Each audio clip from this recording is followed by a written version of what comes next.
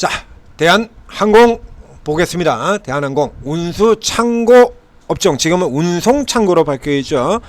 더럽게도 일하는 우리 코스피 거래소, 수십 년 만에 겨우 이제 이름 바꾼다 그런 게 운수창고에서 운송창고로 이름 하나 딸랑 바꿨어요. 자, 자동차하고 조선에 있는 운수장비 업종 같은 경우도 지금 운수 대신에 운송, 이 단어 자체가 바뀌었죠. 옛날에는 운수라고 얘기하던 걸 지금 다 운송이라고 얘기를 하니까 그 단어 바뀐 거 그거만 딸랑 바꾸고 분류를 안 한 운수창고 업종의 대표 종목입니다. 해운의 HMM, 항공의 대한항공, 그리고 육상의 CJ 대한통운 이렇게 되어 있죠. 이 세 개 종목의 공통점은 모두가 다 저평가이고요. 저평가다라고 하는 게 공통점이 되고 순서도 아주 명확하게 이어집니다. 자, 앞서서 HMM 같은 종목의 경우에, 자, 이게 중동전 이슈로 들어갈 때 단타를 치려고 하면 뭐 흥구석유라든가 뭐 같은 해운에서도 흥하해운이라든가 이런 거 가지고 하시고, 이 케이스는 HMM 경우에는 안전빵으로 가는 종목이다라고 얘기 들었었죠. 왜냐하면 운임이라고 하는 것 자체가, 이게 운임이 예를 들면 뭐 유가처럼 뭐 순식간에 급등했다 나가는 해운 운임은 그런 형태로 들어가는 흐름이 아니에요. 그래서 이 리스크 자체를 길게 반영을 해버립니다. 그러니까 작년도 같은 경우에도, 자, 이스라엘하고 가자 쪽에서 전쟁이 일어난 건 2023년 이쪽이죠. 여기서 전쟁이 일어났죠. 그래서 전쟁 일어나고 그 다음에 중동 쪽 같은 경우는 중동주들이 급등을 할 때 그때도 HMM가 단기적으로 이렇게 반짝 올라갔었는데, 이건 테마형 상승이고요. 테마 상승 나오고 그 다음에 이제 테마 가라앉으면서 쭉 내려갔죠. 이렇게 쭉 내려오는 동안에 그 사이 해운이는 어떻게 됐어요? 올랐습니다. 여기 리스크가 여기서 발발이 돼서, 그전에 그 전년도에서 발발이 됐던 이 리스크에 따른 해운운임이 어디까지 연결됐냐 그러면 2024년 7월 초까지 계속 올라 들어갔어요. 해운운임 계속 올라 들어갔습니다. 잘 아시다시피 최근에 해운운임이 다시 바닥치고 돌기 시작을 했죠. 그래서 HMM 같은 경우도 요거 받아서 올라 들어가고요. 지금 이렇게 나면 이거 휴전이 되었어도 그래도 이 리스크는 계속이 지속이 돼요. 확실히 휴전됐습니까? 이미 우리가 한번 본 게 있잖아요. 가자고 휴전을 해놓고 그리고 가져지고 다시 공습 때려버리고, 그리고 또 예멘 공습 때려버리고, 그리고 뒤를 이어가지고 이락 또 공습 때려버리고, 네타냐후가 이 정도에서 그칠 것 같습니까? 누가 장담을 해? 트럼프 또라이가 무슨 짓을 할지 누가 장담을 해요? 트럼프보다 100배 더 또라이인 네타냐후가 무슨 짓을 할지 누가 장담을 합니까? 그래서 이런 리스크가 한번 퍼지게 되면 한동안 이 해운업의 리스크는 운임에 얕게 계속 반영이 되는 거예요. 그래서 운임이 적어도 내려갈 일은 없다라는 얘기입니다. 운임이.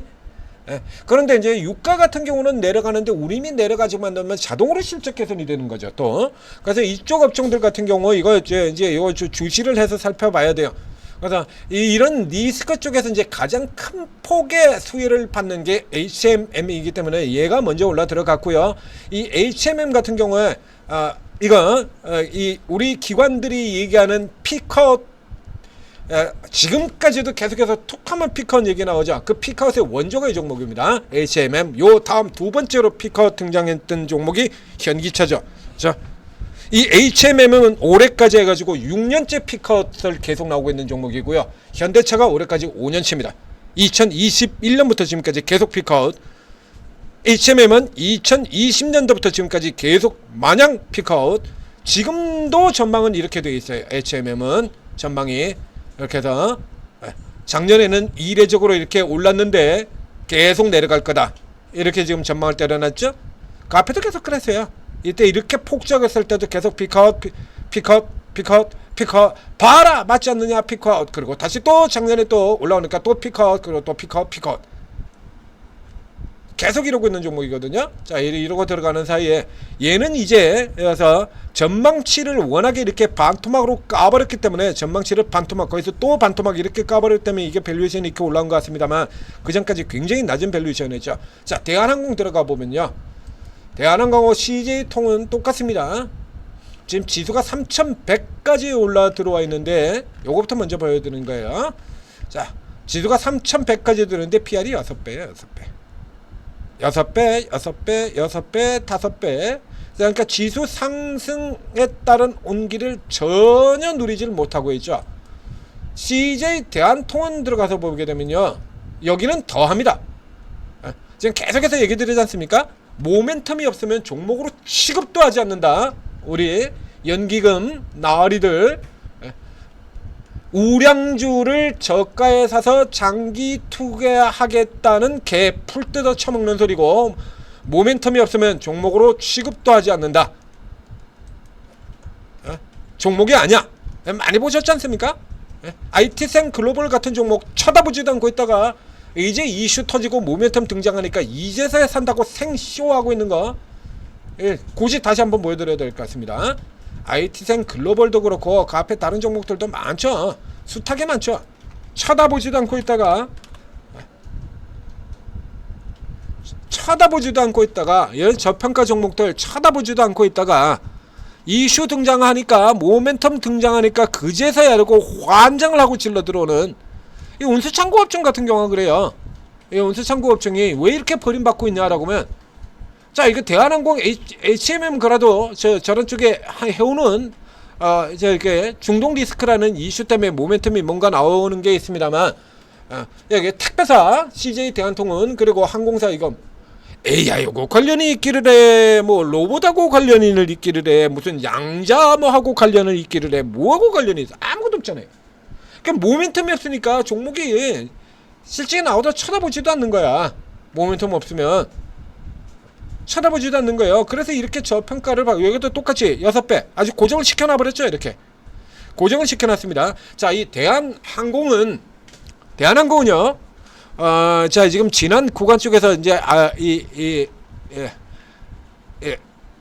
코로나 때 개박살 났다가, 코로나 때 개박살 났다가 그 다음에 이제 여객 수요도 풀리고 이렇게 쭉 올라 들어가는 흐름들을 보였었고요. 이 대한항공이 이렇게 들어가는 데서 이게 가장 많이 여러분들이 하는 거는 무슨 여객 수요, 뭐 여행 뭐 이래가지고 이런 쪽으로 많이 알고 계시는데, 대한항공은 여행으로 움직이는 종목이 아니에요. 이거 완전히 잘못 알고 계신 겁니다. 대한항공의 핵심 모멘텀은 여객이 아니고요. 여객이 문제가 되는 케이스, 여객은 외형적으로 하는 소리고요. 여객이 문제가 되는 거 아니에요. 여객은. 그래서 코로나 같은 저런 이례적인 사태가 터질 때나 이런 때나 여객이 중심이 되는 거고, 여객 가지고 대한항공 판단하시면 큰일 납니다. 대한항공이 이것도, 이 회사도 세계 1위 회사입니다. 대한항공 세계 1위 회사예요. 뭐에서 1위냐? 화물 운송 분야에서 세계 1위입니다. 대한항공 화물 운송 분야에서 반도체 때문에 세계 최고의 반도체 회사 1, 2위가 한국에 있지 않습니까? 자, 하이닉스가 HBM3를 만들어 가지고 미국의 엔비디아에 납품을 하죠. 이거 컨테이너 선에다가 실어 가지고 보낼 거예요? 컨테이너 선에다가 엔비디아에 저걸 보내야 되는데 1시가 바쁜데, 아니면 뭐 CJ통운 문제주로 안 되죠. 이게 전부 다 반도체 수출이 다 항공 운송으로 가요. 그렇기 때문에 반도체가 호황이 전개가 되면 이게 실질적으로 대한항공이요, 이게 숨은 반도체 수혜주입니다. 숨은. 자, 대한항공이 2022년에 최대 실적을 거뒀죠. 반도체가 최대 실적을 거둔 애가 언제입니까?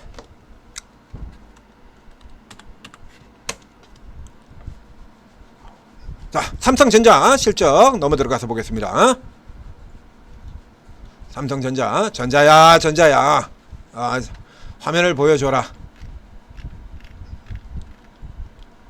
왜 보이십니까? 이렇게요.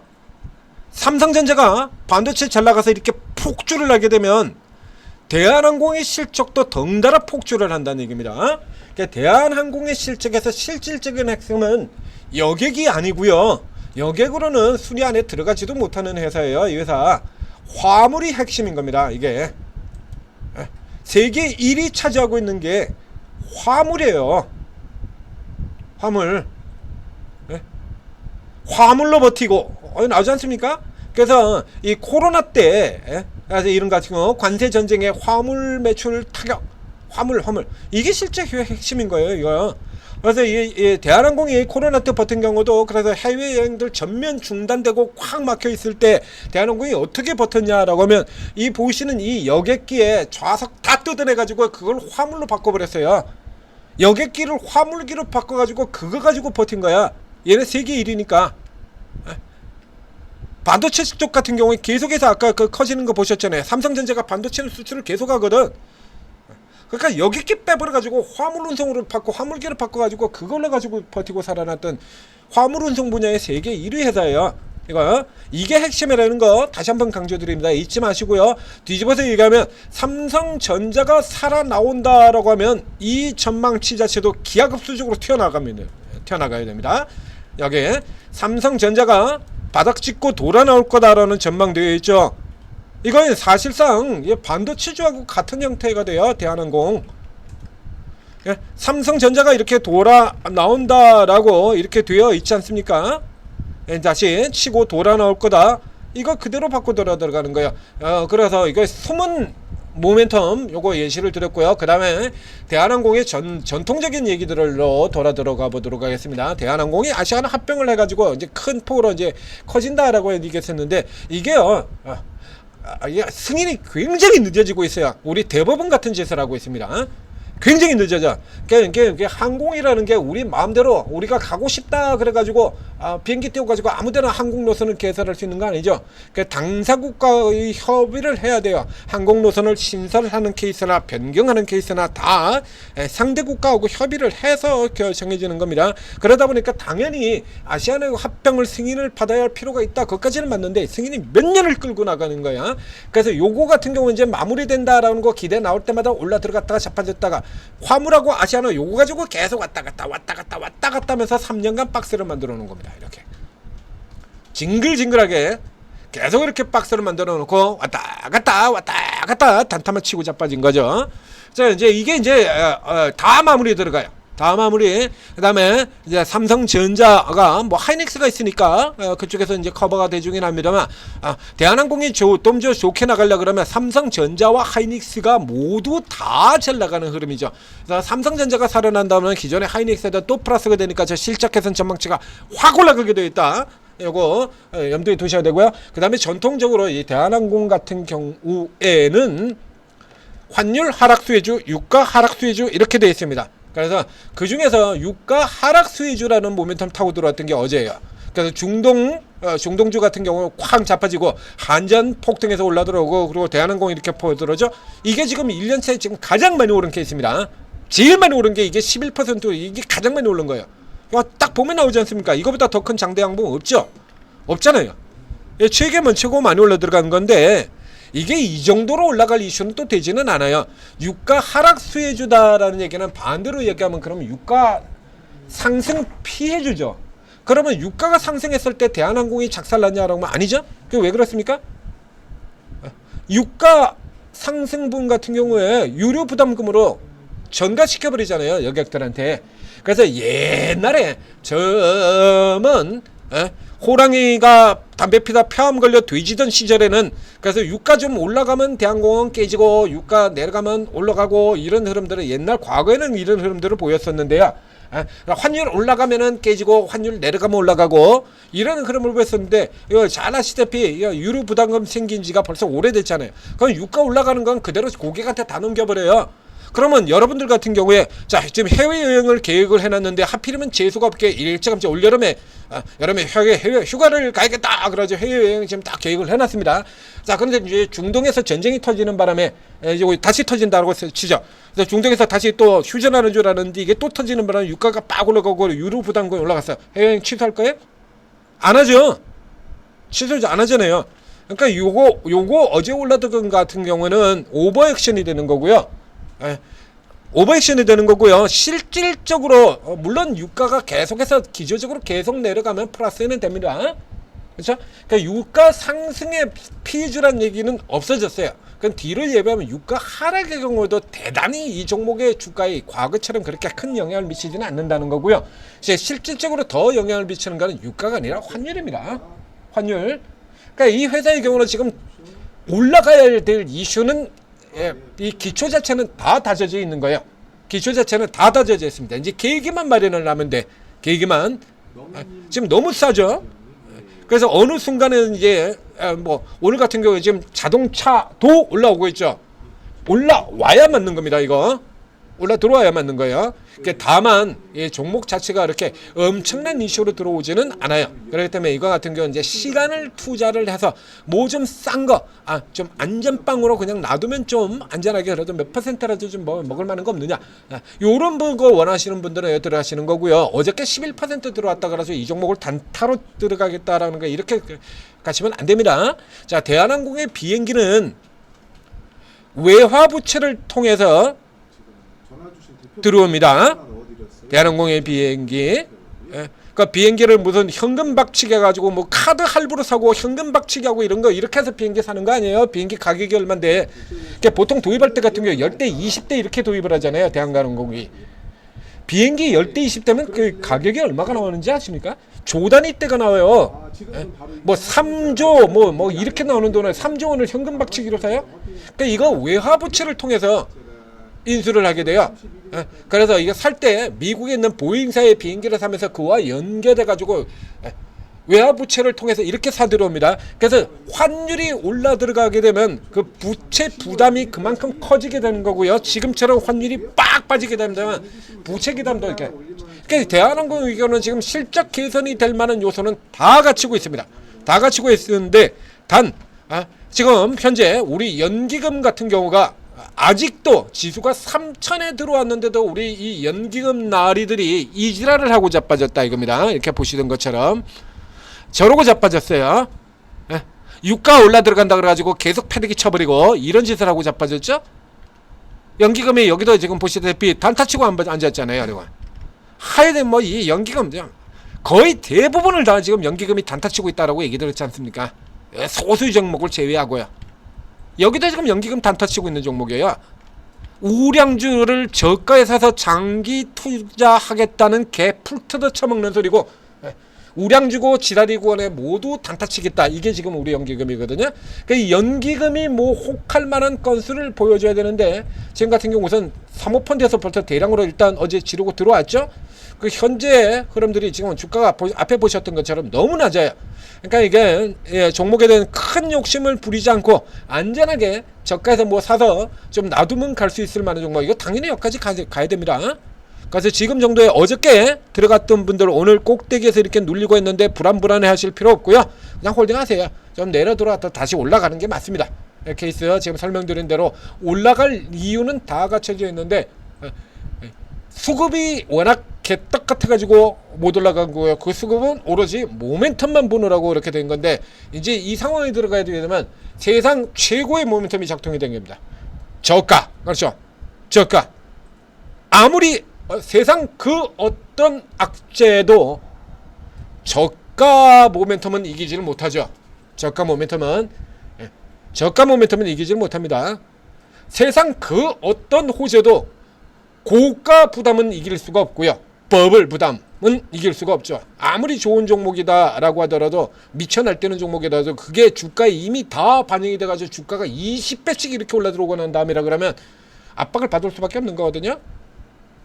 그래서 이 모멘텀이 없어가지고 벌어져 있는 이 운수 창고업종 대표 3마리는 모두가 다 저가 모멘텀을 받을 수 있다는 얘기입니다. 그렇기 때문에 이건 눌리더라도 그냥 홀딩하시면 돼요. 그리고 단기로 투자하시는 분들이 그러면 이런 종목 가지고 단기 하시면 안 되죠. 단기 종목 드립니다.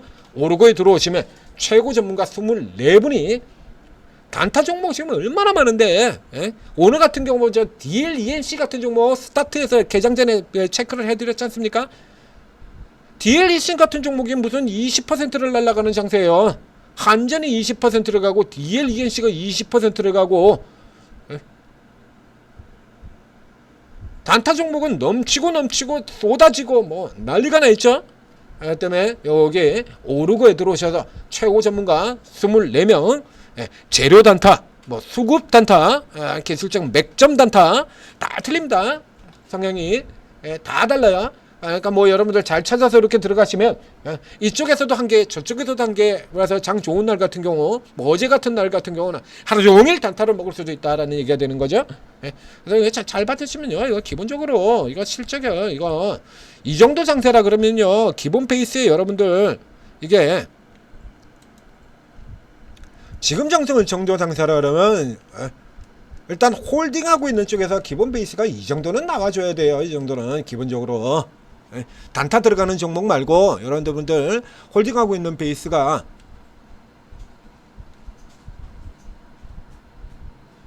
이 창이 안 나오는데, 기본적으로 이게 안에 여러분들 보유하고 있는 거 안에 더블 종목들 뭐 50% 종목들 이런 거는 다 가지고 계셔야 돼요. 이거 승률 화면을 보여드리려고 그랬더니 이 정도는 뭐 기본적으로 지금 다 가지고 계셔야 돼요. 이거 하나씩은. 이게 전부 다 제가 추천드렸던 종목이잖아요. 다. 그렇죠? 전부 다 제가 추천드렸던 종목 아닙니까? 다. 기본 베이스로 이 정도는 가지고 있어야 된다는 얘기입니다. 넥스원, 삼양식품, 그리고 삼양식품 뒤에 쳐져 있는 거 S&D 이런 거 추천드렸죠. 현대마린 추천드렸고요. 그리고 그 뒤에 상대적으로 저가인 세진중공 추천드렸고요. 넥슨 핵심, 그리고 그 다음 하나시스템, 뭐 그냥 자동빵으로 먹는 거 아닙니까? 천재투자TV 오르가에서 추천드리는 거 이 정도로 기본적으로 깔고 있어야 되는 거예요. 그 사이사이에 들어가는 저게 종목들 말고요. IT선 글로벌 같은 종목들 엄청난 수익을 나고 있죠. 자, 오르고 도움 받으시고 여러분들도 성공 투자하시기 바랍니다.